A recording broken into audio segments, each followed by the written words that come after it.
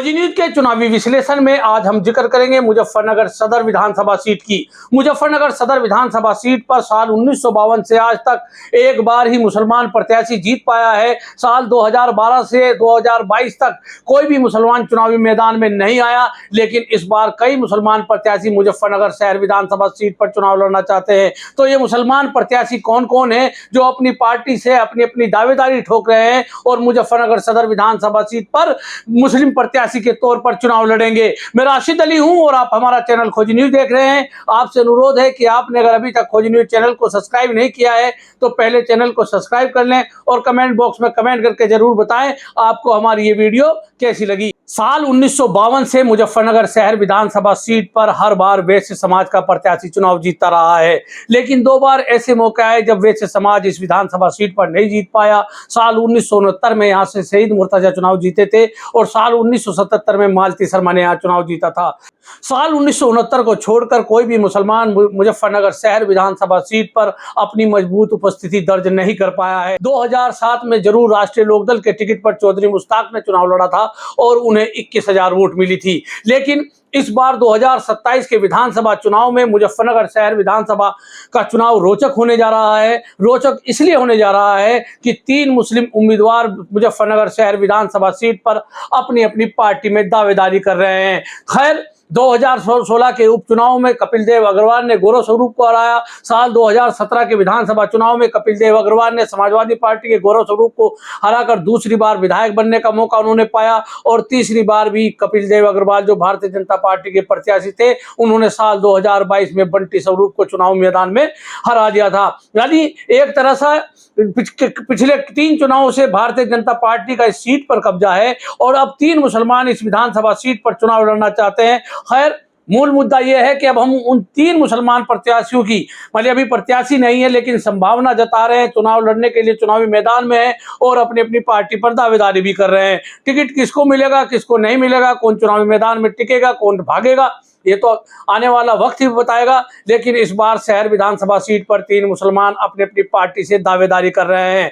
सबसे पहले हम जिक्र करेंगे अमीर आलम खां का। जी हाँ, ये नाम मुजफ्फरनगर शहर विधानसभा सीट पर जब चुनाव लड़ने के लिए आया तो तमाम राजनीति लोग हों या आम आदमी, हर कोई भौचक्का रह गया कि अभी तक तो अमीर आलम ने साल 1999 के बाद कोई चुनाव नहीं लड़ा। साल 1999 में लोकसभा का चुनाव कैराना से लड़े थे, लेकिन उसके बाद अमीर आलम चुनावी राजनीति से दूर हो गए। साल 2012 में अमीर आलम खान ने अपने बेटे को समाजवादी पार्टी के टिकट पर बुढ़ाना से चुनाव लड़ाया और नवाजिश आलम चुनाव जीत गए। हालांकि उसके बाद अमीर आलम खान नवाजिश को पार्टी बदलते हुए, विधानसभा सीट बदलते हुए लिए घूम रहे हैं। साल 2017 के विधानसभा चुनाव में अमीर आलम ने अपने बेटे नवाजिश को मीरापुर से चुनाव लड़ाया, लेकिन चुनाव हार गए और उसके बाद फिर वो कभी थाना भवन, कभी चरथावत तो कभी बुढ़ाना में नवाजिश की दावेदारी करते हुए दिखाई पड़ रहे थे। लेकिन अचानक से कुछ दिन पहले जब अमीर आलम ने जो राजनीति से संन्यास ले चुके थे, अमीर आलम अचानक से फेसबुक पर प्रकट हुए और उन्होंने ऐलान किया कि वो मुजफ्फरनगर शहर से चुनाव लड़ेंगे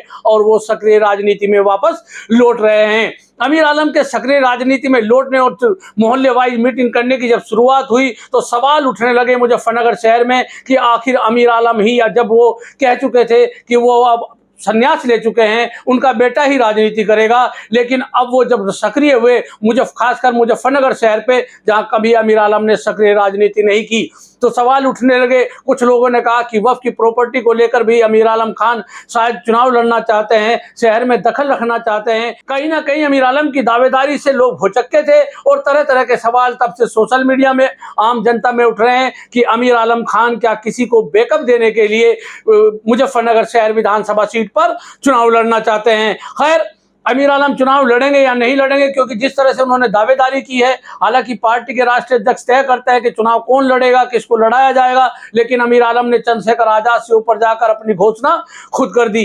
खैर, ये तो आने वाला वक्त बताएगा कि चंद्रशेखर उनको शहर पर चुनाव लड़ाएंगे या नहीं लड़ाएंगे, लेकिन इनमें दूसरा नाम भी एक चर्चाओं में शामिल होने लगा है। दरअसल समाजवादी पार्टी के प्रदेश सचिव रहे समाजवादी पार्टी में लंबे समय से काम करने वाले अलीम रोशन का।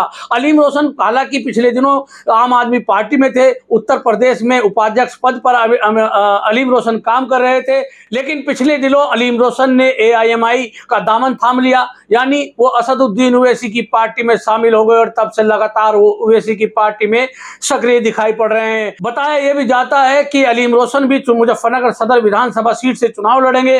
दरअसल पिछले दिनों मीरापुर में जब उपचुनाव हुआ था तब ओवैसी की पार्टी ने दमदार उपस्थिति अपनी दिखाई थी। उसी के मद्देनजर अब अलीम रोशन को लगता है कि अगर मुजफ्फरनगर के मुसलमानों में असदुद्दीन ओवैसी का असर रहा और उनकी व्यक्तिगत पकड़, चूंकि मुजफ्फरनगर शहर के रहने वाले हैं, तमाम लोगों से उनके ताल्लुक हैं, तो उनको लगता है कि अगर वो मुस्लिमों में अपनी ओवैसी की पार्टी की दमदार भूमिका बनाने में सफल हुए तो मुजफ्फरनगर सदर विधानसभा सीट पर वो ओवैसी का परचम भी लहरा सकते हैं, क्योंकि सदर विधानसभा सीट पर 3,10,000 के लगभग वोट है, जिसमें 1.25 लाख मुस्लिम वोट बताए जाते हैं। बताया जाता है कि 1-2 दिन में अलीम रोशन मुजफ्फरनगर शहर में अपना प्रचार तेज करने वाले हैं। अगर अलीम रोशन अपना प्रचार तेज करेंगे और जिस तरह से युवाओं में ओवैसी का क्रेज बढ़ता जा रहा है, मुसलमानों में ओवैसी का क्रेज बढ़ता जा रहा है, उसमें कहीं ना कहीं अलीम रोशन ओवैसी की पार्टी की मजबूत स्थिति मुजफ्फरनगर शहर पर खड़ी कर सकते हैं और अमीर आलम को शायद बैकअप वापस भी जाना पड़ सकता है। इसके साथ ही मुजफ्फरनगर शहर पर एक और नाम है अब्दुल्ला आरिफ का।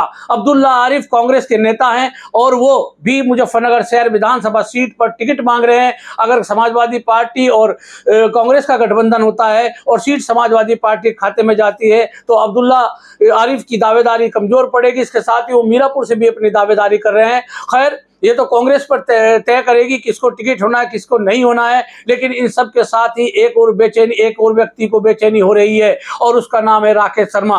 दरअसल राकेश शर्मा समाजवादी पार्टी के टिकट पर चुनाव लड़ना चाहते हैं। नगर पालिका परिषद का वो चुनाव लड़ चुके हैं, दूसरे नंबर पर रहे हैं, लेकिन अगर अमीर आलम खां या अलीम रोशन या अब्दुल्ला आरिफ चुनावी मैदान में आते हैं तो सबसे ज्यादा परेशानी राकेश शर्मा को होगी और राकेश शर्मा को सबसे बड़ी परेशानी का सबब अलीम रोशन बनेंगे, क्योंकि राजनीतिक सूत्रों का कहना है कि अमीर आलम खान केवल अखिलेश यादव को पर दबाव बना रहे हैं कि मुजफ्फरनगर शहर से चुनाव लड़ेंगे ताकि अखिलेश यादव उनको समाजवादी पार्टी में ले ले, क्योंकि भरोसेमंद सूत्रों का कहना है कि समाजवादी पार्टी ने अपने दरवाजे अमीर आलम खान के लिए बंद किए हुए हैं। तो बताया भी जाता है कि अमीर आलम खान केवल अखिलेश यादव पर दबाव बनाने के लिए मुजफ्फरनगर शहर पर चुनाव लड़ना चाहते हैं। खैर, ये तो साल 2027 का जब विधानसभा चुनाव तय होगा कि कौन किस पार्टी से उम्मीदवार होगा, लेकिन इतना जरूर है कि इस बार मुस्लिम उम्मीदवार 3 सामने आ रहे हैं, अमीर आलम खान, अलीम रोशन और अब्दुल्ला आरिफ।